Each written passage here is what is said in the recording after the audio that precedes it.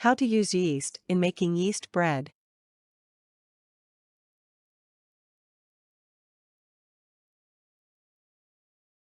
Bread starts with one tiny ingredient: yeast.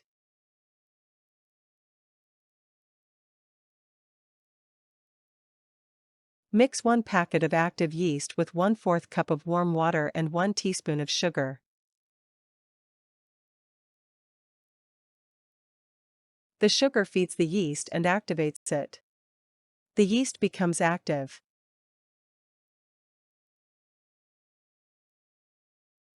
As yeast ferments the sugar, it produces carbon dioxide, or CO2 gas, and a small amount of alcohol. Fermentation produces carbon dioxide.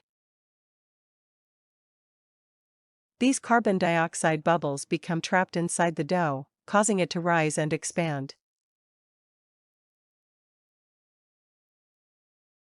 During baking, the trapped carbon dioxide expands even more, making the bread soft and airy. This process creates the light, fluffy texture that makes yeast bread delicious.